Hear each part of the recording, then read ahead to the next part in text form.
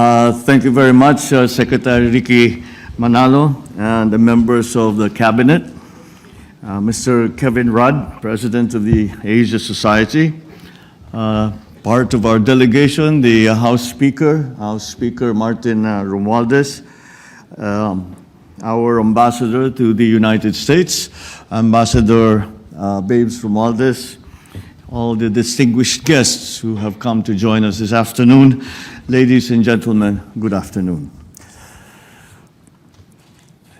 I am honored to speak before this esteemed organization that is the Asia Society. I, of course, commend your efforts in providing a platform for dialogue and action in building bridges towards a common vision, a better future for us all. The shared vision creates a commonality of interest that enables collective action. During the Philippine presidential election last May, I was given by our people a majority mandate to lead a country of close to 110 million people. This represents a shared vision of strength through unity. I called for unity throughout that campaign, and I am humbled that my call for unity resonated with my fellow countrymen and echoed their desire for a better future. They rejected the politics of division, as I, during the campaign and up to now, said nothing to offend any of the other candidates. And I bring that message of unity to you today. In our place in the community of nations, I have always said that the Philippines shall continue to be a friend to all, an enemy to none. I will reiterate what I said during the inauguration. We will continue to be a good neighbor, always finding ways to collaborate with the end goal of mutually beneficial outcomes. If we agree, we will cooperate and we will work together. If we differ, we will negotiate until we reach an agreement. At the United Nations General Assembly, I spoke about the importance of dialogue and solidarity in the face of the many challenges and threats that we now have to deal with. This means exerting every possible effort to transcend our differences and commit to end conflict.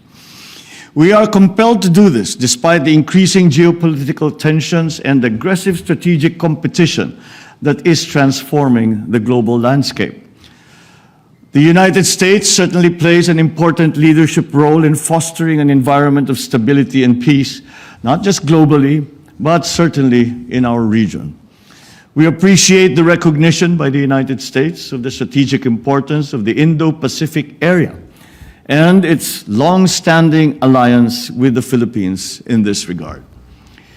The special relationship between our two countries is indisputable, founded on a long history of diplomatic relations and historical and cultural linkages that existed before that formal linkage, that formal partnership between the United States and the Philippines. The United States, after all, is our only treaty ally. We believe that our alliance is an important basis for substantial and sustainable Philippine-US cooperation in support of the Philippines' security and socio-economic development agenda. On the security front, we seek collaboration to effectively implement the framework of defense agreements while enabling the meaningful modernization of our armed forces and civilian law enforcement capabilities.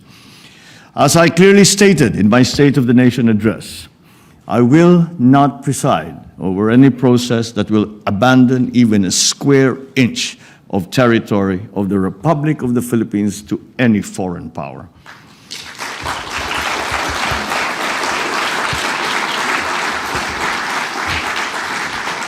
We know that we can count on the United States to uphold the international law-based order, freedom of navigation and overflight, and the sustainable use and development of maritime resources.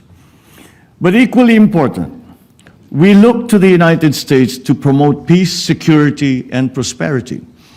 On our part, we will continue to work with China and other claimant states with the end in view of resolving the issues involving the West Philippine Sea through diplomacy and through dialogue. The Philippines' candidature for a non-permanent seat in the UN Security Council for the term of 2027 to 2028 is premised on my country's long years of experience in building peace and forging new paths of cooperation. In this context, we are certainly concerned about rising tensions in the Taiwan Strait, just north of the Philippines. We urge all parties involved to exercise maximum restraint. Dialogue and diplomacy must prevail. We adhere to the One China policy and have consistently called for the peaceful resolution of their issues involving Taiwan. We understand that peace and stability in the Asia-Pacific region are also linked to the situation in the Korean Peninsula. And we are ready to play a constructive role in advancing a peaceful and denuclearized Korean Peninsula through confidence-building measures amongst the various stakeholders. On Russia and Ukraine, the Philippines urges all parties to continue adopting a peaceful means to maintain international peace and security. The Philippines has voted in favor of the 3 UN General Assembly resolutions on Ukraine. And at this point, let me discuss the various dialogue mechanisms in the region. We will continue to work towards strengthening ASEAN, particularly its dialogue partnerships with neighbors that uphold regional peace and security. We welcome the renewed engagement of the Quad along with the recent establishment of the AUKUS. These mechanisms should help prevent destabilizing actions in the region that go against international law. We think that these dialogue mechanisms and security arrangements should complement, not supplant, the ASEAN-centered regional security architecture that has been built over decades by the ASEAN and its member partners, as well as the existing network of bilateral security partnerships in the region. Now let me touch on the economic front. The U.S. remains a strategic trading and investment partner of the Philippines. American businesses, including Fortune 500 companies, have found a home in the Philippines. They recognize the Philippines as our country for its business-friendly policies, a very competent workforce, and a network of economic zones. Let me point out 3 reasons why the Philippines is a viable and smart investment destination. First, our macroeconomic strength and bright prospects. The Philippine economy expanded by 5.7% last year and by 7.8% in the first half of this year. Growth was broad-based, driven not only by government spending, but also by household consumption and investments, reinforced by consumer and business confidence. Second, we have enabling policies in place. Recently, investor-friendly laws were enacted, and my administration is determined to leverage these changing reforms that will enhance those efforts. Third, and perhaps the most important point, another strong asset that we have is our human capital. We boast of a young, educated, hardworking, English-speaking workforce that is among the best in the world. With a very young median age of 25.7 years old, the Philippines enjoys a demographic advantage from which investors can benefit. We would welcome capital investments from the U.S., and our priority sectors are agriculture, clean energy, particularly nuclear energy, health systems, information technology, and business process management, or IT/BPM. Digital connectivity and manufacturing, including the critical sectors of semiconductors, green metals, batteries for electric vehicles, and electric vehicles themselves. The Philippines looks forward to how the Indo-Pacific Economic Framework will support our efforts to promote resilient supply chains, health systems, infrastructure, as well as clean energy and decarbonization. These pillars are consistent with the shared priorities as outlined in a joint vision statement for a 21st century United States-Philippines partnership that was adopted last November. We hope for the reauthorization of the Generalized System of Preferences, or GSP program, which will greatly benefit both our countries. The GSP has long been a win-win program for the United States and its development partners, including, of course, the Philippines. These are interesting times, and there are many things to accomplish. The far-reaching ill effects of the pandemic compel us to reinvigorate our economies in a spirit of sustained cooperation and collaboration. We must use public and private resources effectively to encourage the expansion of trade, investment, technology transfers, all to accelerate our development. Despite the challenges of the pandemic and the global economic crisis, the Philippines remains on track to graduate to upper middle-income country status by next year.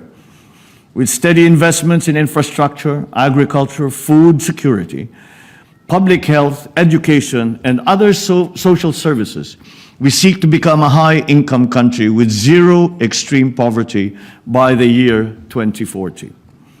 The same spirit of solidarity and cooperation that animates our relations with foreign partners will also advance our efforts to address climate change. We must enhance our collective capacity to urgently and decisively respond to this existential threat that not only the Philippines, but the entire world is facing. Certainly, the world continues to be faced by enormous challenges. But I am confident in the future because I have 110 million reasons for being so.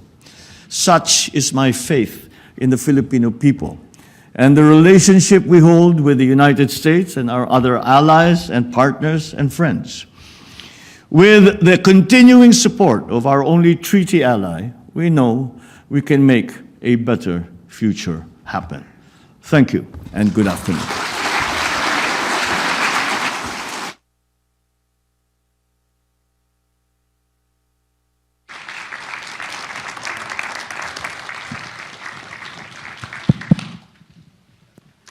Well, thank you very much, Mr. President. 110 million people. Yes. That's, even for an Australian, I can work out that makes you the second most populous country in Southeast Asia. So Indonesians out there, yes. Philippines next, with the great advantage, as you've just said, of having 110 million native English speakers. This is quite remarkable. So I'm really taken by the economic vision that you're putting forward for the country. In an earlier discussion today, you indicated there are some challenges still. The digitalisation of the economy has been slow. But in terms of the future, if you're looking at the digital economy, the renewable energy transformation, but also future secure supply chains, give us a sense of where you hope the country to be economically at the completion of this term. Well, to put it very simply, I've been asked what is the absolute end result that we are hoping to achieve. And it's very simple for me. No more, not one more hungry Filipino. And that is a very simple, it's a very simple aim. It's a very simple goal. But I dare say it is not necessarily a simple problem to solve, and it requires a great deal of effort and thinking on the part of the public sector. But if it is the public sector's responsibility to attend to that social problem that we are facing, we are engaging, this is the new policy of this administration, we are engaging the public sectors, the private sector rather, as partners in that effort. We hope to leverage whatever it is that the government can do to maximize the effects of what development we are able to encourage, and to the benefit of those who have come to help us, our partners, our investors, and of course, to the benefit of the ordinary Filipino. And so as I came into office, of course, the primary concern was the economy. The primary concern was the livelihood of Filipinos. And this is why we have come to the conclusion with economic managers who we have engaged and have asked to join government. I believe that we have the best and the brightest of our economic managers, with all of whom have a long history of success and a true understanding of the problems that Filipinos face, and furthermore, a true understanding of what we need to do to solve those problems. And again, we have managed to engage our private sector partners and to be part of this effort. And I do not think that we could manage to do this by ourselves in the public sector.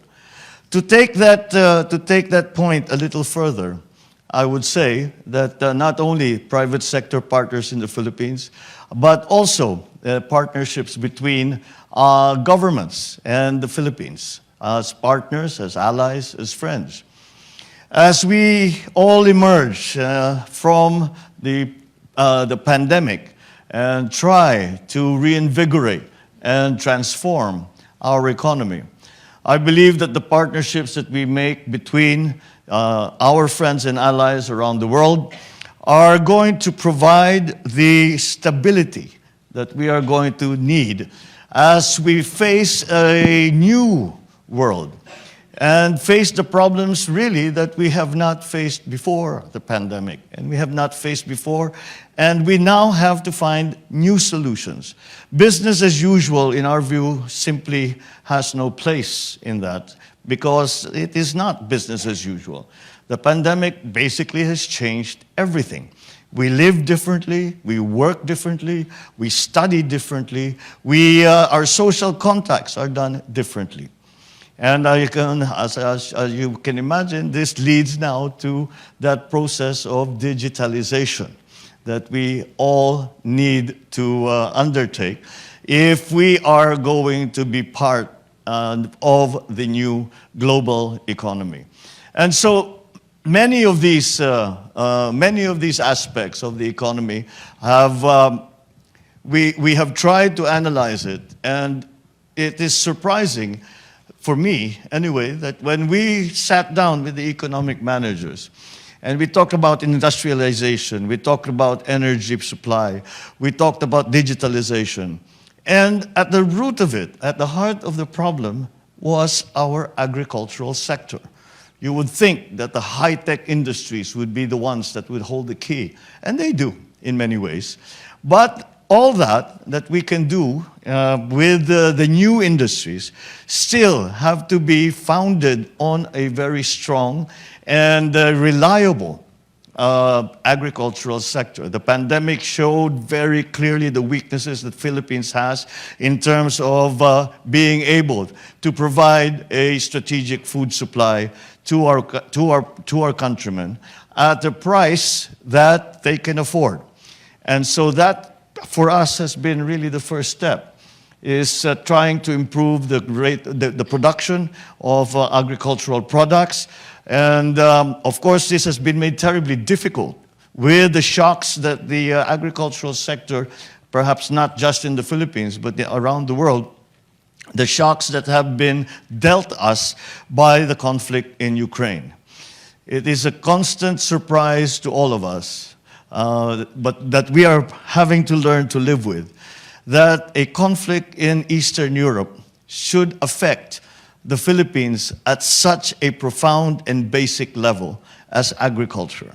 With the prices of fertilizer going up, with the prices of agricultural commodities going up, with the uncertainties of supply.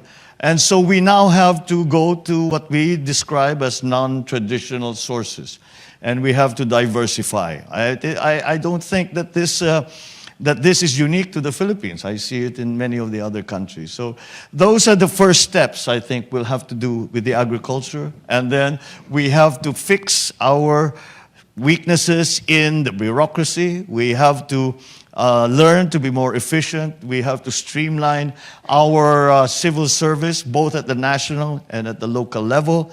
And unfortunately, the Philippines in these areas we are still playing catch up. But that's not where we want to go. That's not just where we want to go. We don't want to just catch up. We want to go beyond that. We have no interest in going back to pre-pandemic levels. What we are interested in is to flourish further and to position the Philippines in such a way that we can take full advantage of the new economies and the new industries that have come to light. Unfortunately, many of the traditional sectors that we had depended on during pre-pandemic days will cease to exist, have ceased to exist. And we have to identify as quickly as possible and to have a good view and forecast for the future to position the Philippines in such a way that we are able to be part of the transformation of the global economy. Thank you for that. Mr. President, you mentioned a couple of times that you're a treaty ally of the United States. So are we Australians. There are 5 of us in Asia. Sometimes the Americans can be tricky to deal with. I don't think you'll get any contradiction from the Philippines on that. But they're good people, and they've been reliable security partners. So tell me, in a nutshell, how's it going with Uncle Sam? Because it wasn't going so well under President Duterte. Well, in a sense, despite the fact that my predecessor, President Duterte, had a very different treatment of the relationship between the U.S. and the Philippines. The basic premise of the strong relationship that has been developed between the U.S.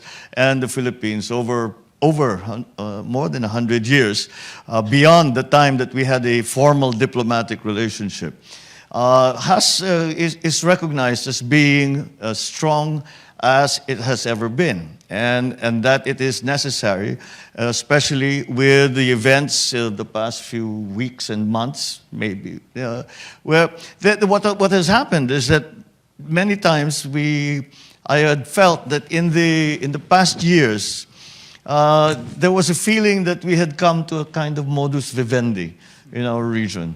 And that we have found a way to live with each other in peace and found a way to calm the waters whenever things go awry a little bit. But again, the events in the last few months really have pointed out that those problems had not really gone away. They were just bubbling under the surface, and they now have come above the surface, and we have to face those challenges, and we have to deal with them. So the United States, the partnership between the United States and the Philippines is going to be certainly a very, very important part of being able to manage those problems that we have been facing. I think it's no surprise to anyone that the Philippines has some of these conflicts with the People's Republic of China. And the position that the Philippines takes is that we have no territorial conflict with China. What we have are China claiming territory that belongs to the Philippines.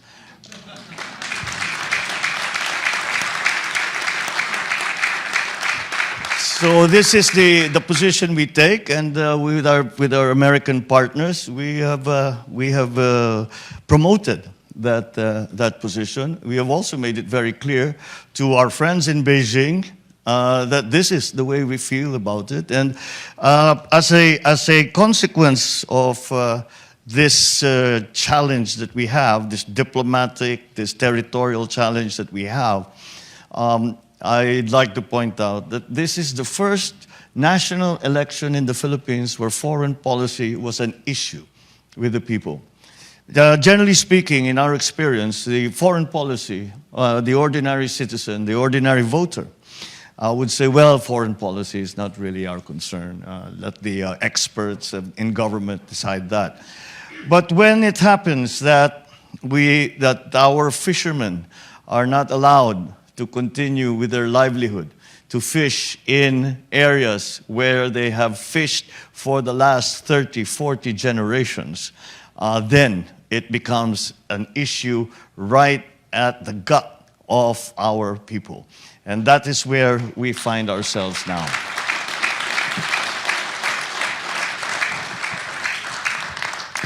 I listened carefully to what you said in your remarks about the West Philippine Sea and your recent stated position of the government in terms of the Permanent Court of Arbitration decision in 2016. So, given China's posture, which is in recent times usually not through grey-coloured vessels, that's warships, but through ships of other colours, sometimes Coast Guard vessels, and sometimes fishing fleets, and sometimes fishing fleets comprised of hundreds of vessels very close together. Looking ahead for the next couple of years, what would you ask our Chinese friends to do differently? Well, what we have tried, I mean, in my view, nobody wants to go to war. The one thing we need to avoid is a shooting war. And I have always said that the fundamental principle that guides our foreign policy is peace. We talk about the economy. We say that we are in crisis. There are many things that we need to do. We have good plans for it. We are very optimistic about the future. But all of these things will be for naught if there is conflict in the region. Australia is certainly a strong partner in all of these actuations that we have been trying to endorse. In the case of the Philippines, it's clear that militarily there is no comparison between the Philippines and China in terms of capability, in terms of strength, military strength, should it come to that.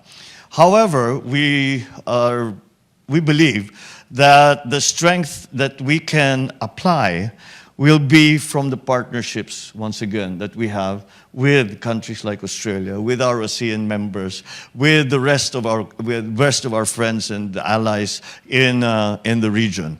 And that's why I think that ASEAN is going to have to play a stronger role in all of these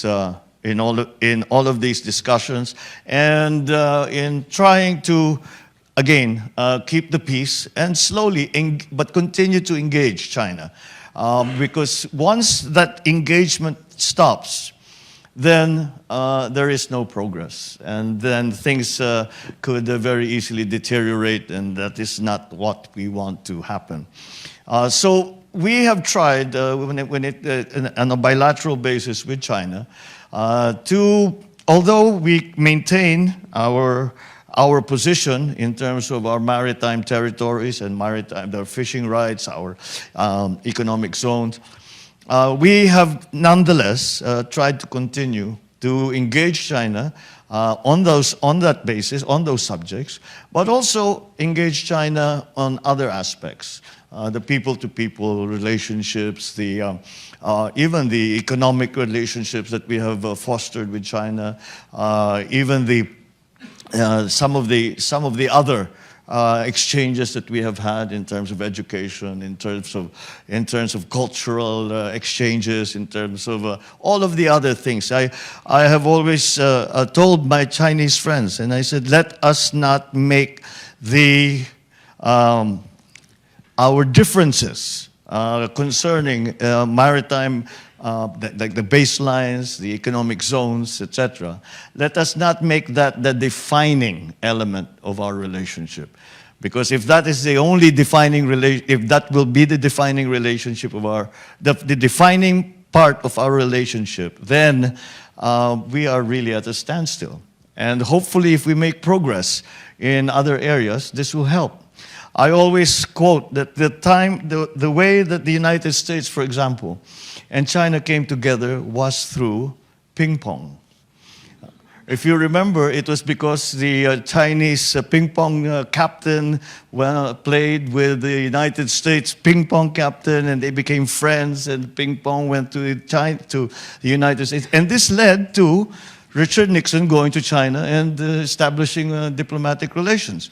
So perhaps that's something. So we must explore everything. We must explore every avenue. We do it G to G, government to government. Basketball? Could we do the basketball? Basketball could be could be another. But in any single way, we never know. You never know where the progress will come. So you have to try everything. You cannot discount anything and limit yourself to just the traditional ways of negotiating, the traditional ways of dealing with this kind of problem. We have to be, to an extent, I would say that we have been successful, and that we have slowly begun to redefine, or rather, no, not redefine, but to add to that relationship in other aspects of diplomatic life, of political life within the region. And I think that has happened because of, again, the strong partnerships that we have with the other countries, our allies around the region. And that way, that united front that we can present, I think is a very, very important aspect of that engagement. In your speech before, you also made positive reference to the Quad and AUKUS, and that follows, I think, from the logic you've just explained about those beyond the Philippines on whom you can rely for security policy support. Your reflections on how the Quad, for example, aids to strategic stability in the region, that would be of interest, I'm sure, to this audience. And within that, your view and vision of your future relationship with Japan. Well, the Quad certainly is another one of those agrupations that we feel are going to be, it's a partnership between countries that I think, again, if we were to move as one country alone, it would not be as effective as if we approach the problem as part of these political, diplomatic agrupations, even military agrupations that we have put together. So that's again something that is fundamental to the way we try to approach the problems that we are facing vis-a-vis the maritime disputes that we have. I have to remind people that these maritime disputes are not only with China. We also have within ASEAN some disputes with our other member countries. So, but in my view, this applies as well. So these kinds of partnerships, I think, are very, very important. Now, Japan, certainly, I had a meeting with the Prime Minister Kishida, just the other day, and naturally, I think it's no surprise to anyone that they are terribly, terribly concerned, not only of China, but because of the recent events, we have focused on the Taiwan situation, the visit of the United States House Speaker Nancy Pelosi to Taiwan, sort of highlighted once again the simmering tensions that, as I said, were beneath the surface, but now have surfaced out into the open. But if you remember, if we go back maybe 6 months, it was North Korea that we were all very worried about. And it is exactly that, that I think that aspect of it that Japan is also worried about, because when you have missiles flying over in your skies and into the sea, it's not very surprising that Japan will be alarmed. And again, that is part of the relationship that we have between ally countries. Japan is an ally. Japan is a friend and a partner in many, many ways, again. And that, again, we feel that we should strengthen that and continue to promote that partnership. The difference between right now, anyway, between the conflicts or the disagreements between China and the rest of the countries around the area and Korea is Korea has threatened to use nuclear weapons. And that would be a complete disaster. And that there is no way that the Philippines will be somehow exempt from that sort of conflict. And it's very interesting to watch what's happening in Russia and Ukraine. And it's very worrisome because if there is a possibility that nuclear weapons suddenly become, even tactical nuclear weapons, not strategic nuclear, but tactical nuclear weapons become part of that equation, then we will see the normalization of nuclear weapons nuclear weapons will become conventional weapons. And perhaps that will encourage other nuclear powers to exercise that nuclear option, which, as we all know, is going to be is really end of world scenario. So, to take the point a little further, we are beyond the Cold War. I do not subscribe to the spheres of influence like we had during the Cold War. So we see that nuclear weapons should not be. We should abandon the idea of nuclear weapons as deterrence. And really work towards bringing down the stockpiles of nuclear weapons in the world, and with, of course, the ideal result of them being taken away and us not having, no one having any nuclear weapons. Now, that's easier said than done. That's easier said than done because each country that has nuclear weapons have a different view on the subject and feel that they must have it because they have enemies that they feel that need to be deterred. So that is, I think, where we go, if we take it as far, that's as far as we can take the analysis of the conflict. It's something that it is something that we pray for, but the way towards that end certainly is not clear, as there are so many varied and different views on the subject vis-a-vis the individual situations of those countries that do have nuclear stockpiles. So this is the thinking that we have developed. And this is the thinking that we have tried to espouse to our friends and neighbors. Your comments just now about the legitimization of the use of tactical nuclear weapons, I think, are extraordinarily important. The more of us in the international community who are serving political leaders like yourself who make that clear to our friends in Moscow, the better. If we cross that threshold, we're into a world of different pain. Domestic politics, 60% of the vote in your election. Pretty impressive. The best I ever did was 53. So you're obviously a better campaigner than me, my friend. So, but on domestic politics, and I always head in this direction with all of our guests. Had the Chinese Foreign Minister here yesterday. Under President Duterte, there were concerns raised about human rights in the Philippines, and particularly in his drugs campaign. Some questions today about legal actions against your Nobel laureate, Maria Ressa. And then even the State Department report, annual report, refers to several hundred continued political prisoners. So your reflections, I noticed what you said before about unifying all Filipinos. Could you give us your reflections on the future of human rights in the Philippines? Well, the argument, or rather the discussion about human rights in the Philippines in the past few years has really derived from the anti-drug war that President Duterte undertook.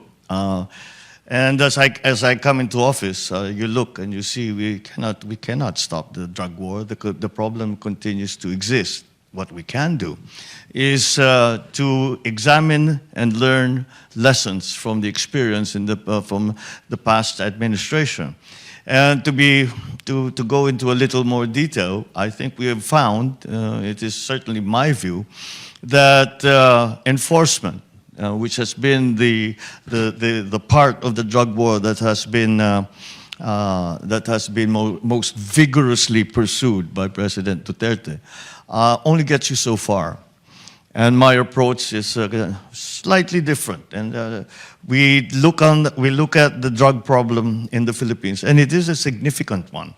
There are approximately, I suppose, according to official statistics, close to 4.5 million actual addicts in the Philippines.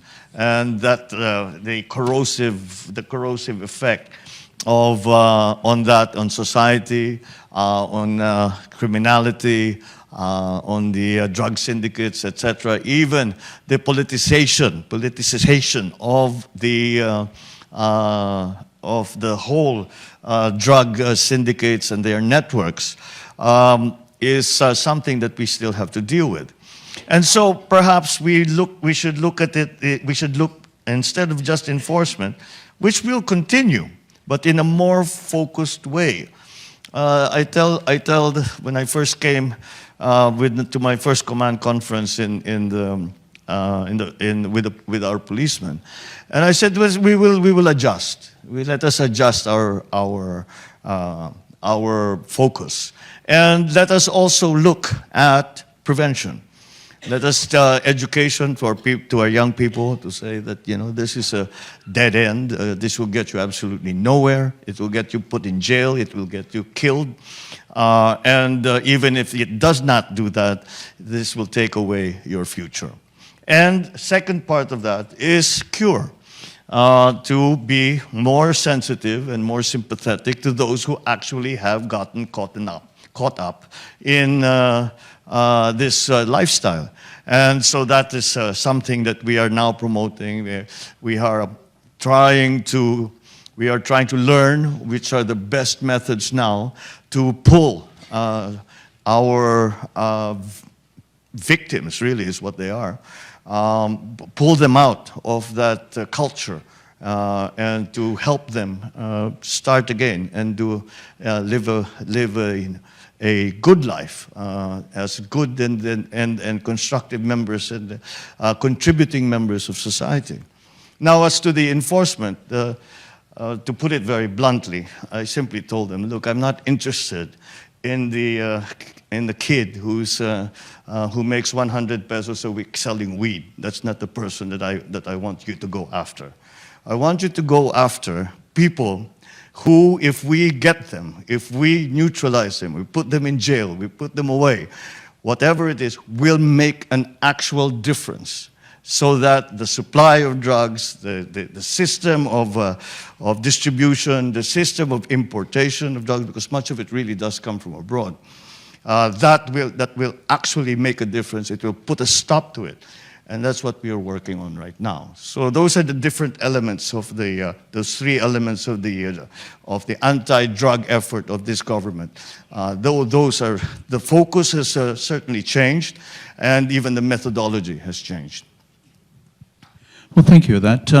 There was the Nobel laureate Maria Ressa. I know there's some sort of legal case involving her at the moment.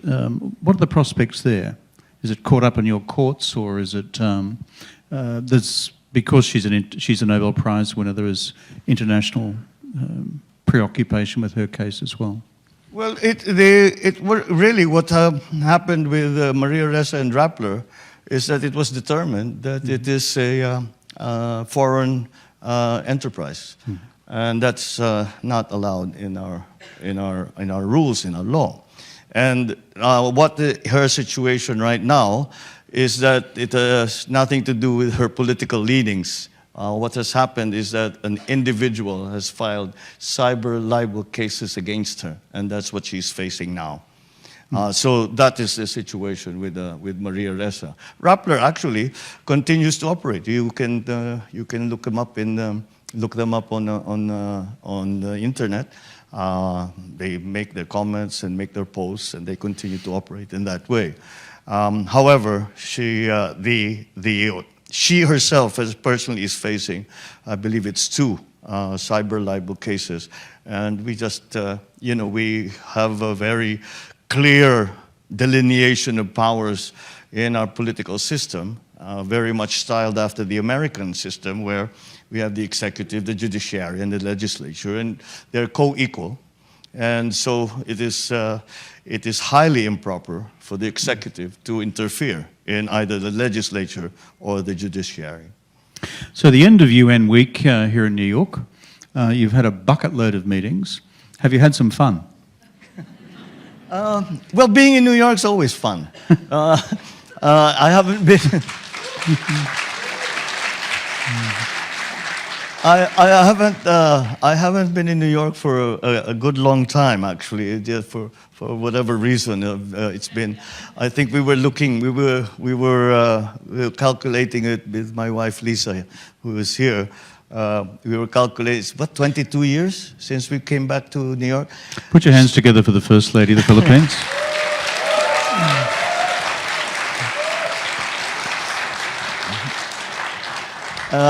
It's been 22 years. She practiced law here for many years. And so she's really part of that song. She's a native New Yorker.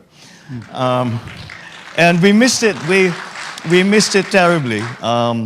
I spent a good deal of time as well in New York, perhaps not as a permanent resident or working here, but simply because I learned to enjoy and really have great affection for the city and its people. And we missed it terribly, and we were very happy to be given the chance to come back. But I would say that she has had a better opportunity to have some fun in New York. I have tried very hard to maximize every single hour that I've been here to make these contacts, and as you described them, I have a bucket load of meetings, which I think have gone rather well. But as I said, it doesn't take much just to be able to look out my window and to see New York, the Central Park, to see New York at night, to walk along the street, to get my sabrette and my souvlaki sandwich.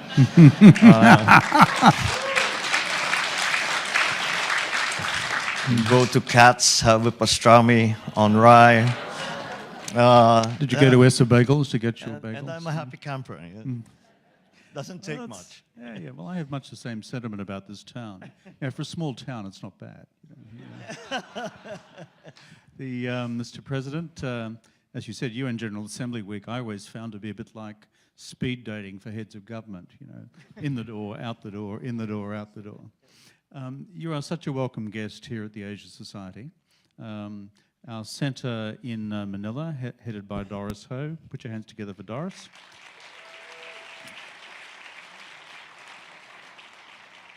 We're a global family. We have 15 centres around the world, and including in Australia, but we have 5 centres here in America.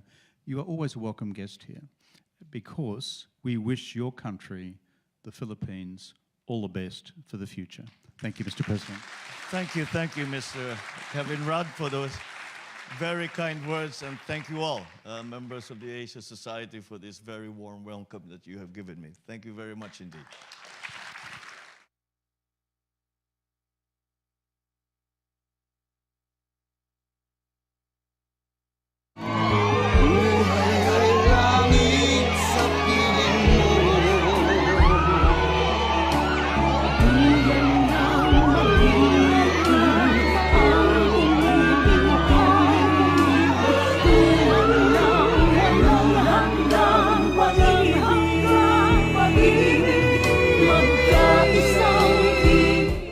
The Filipino community here in the United States, I've always said this on many occasions, that they're highly respected.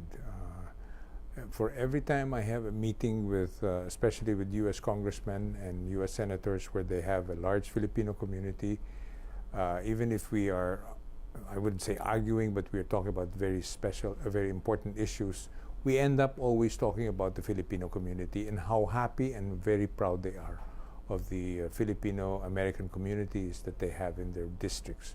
So that gives you an indication of how the Filipinos are viewed here in the United States. And of course, needless to say, during the pandemic, we played a significant role. Many of our health workers played a significant role here in the United States. So generally, I would say that we are one of the most highly respected ethnic groups here in the United States. Well, we have about 4.3 million Filipinos. The impact, I wouldn't be able to tell you in dollars and cents, but I can tell you that, again, whenever we talk about Filipino Americans or Filipinos working here in the United States, they always tell me they are hardworking, good people. Every time I hear that, talagang nakakatabang ng puso yan dahil talagang they really, and you can see that they really mean this, that it's not they're telling me just because I happen to be the ambassador, but they even give you details on where they were able to interact with some of these Filipino workers that have been here, or they work in some of their companies, and they really are very, very appreciative of the hard work that many Filipinos do here in the United States. That is the kind of impact they have in the economy.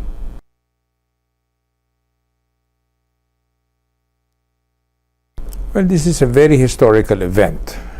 Of course, we know that President Marcos won with the largest majority ever in the history of the elections in the Philippines, 31 million votes. That's a very significant one, which many Filipino Americans and Americans themselves are well, I wouldn't say astounded, but they are simply impressed with it. You know? So they are very eager to meet this new president that is widely supported in the Philippines, and certainly when they have seen him, the way he elucidates his plans for the future of the country, they very much are very eager to meet him in person. So this visit of his, while very short and only specifically for the United Nations, there's a lot of excitement for his forthcoming trip here. Well, I think generally the Filipino community, as I said, they're very eager to have that. Like, to give you an example, there are so many Filipino communities from all over the country, including Canada, that have signified their intention and their request to be able to meet the president. So our Consul General or the Consulate General here in New York is organizing a group of people that will be able to meet and greet the president. So we're hopeful that that event will be a very successful one.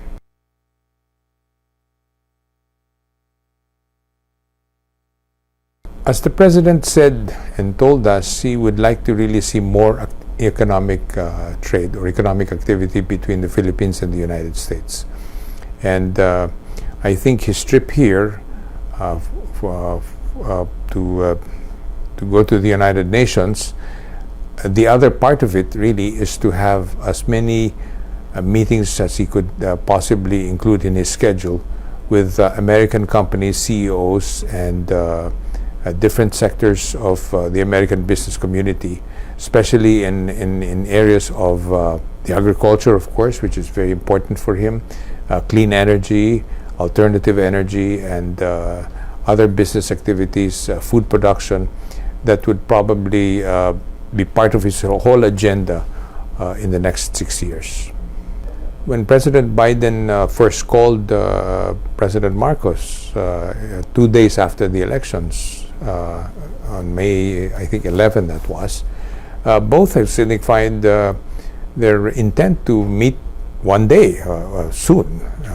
And of course, when President Biden sent his special envoy, the second gentleman, the message was clear that he would like to. President Biden was looking forward to meeting President Marcos in Washington, D.C. So this United Nations General Assembly is an opportunity for both of them to meet face to face. So we're waiting for the opportune schedule. We're both the White House and us in the embassy. We're just looking for the time and date, and mainly the changes are really very very volatile because of the fact that the sad news of Queen Elizabeth's passing, which changed a lot of schedules, especially for President Biden. But I'm quite certain that will happen. But nonetheless, there will be a chance for them to meet in person at the reception hosted by President and Mrs. Biden for all the heads of state who are coming to the United Nations. President Marcos has always looked at overseas workers as modern-day heroes, like we've always looked at them.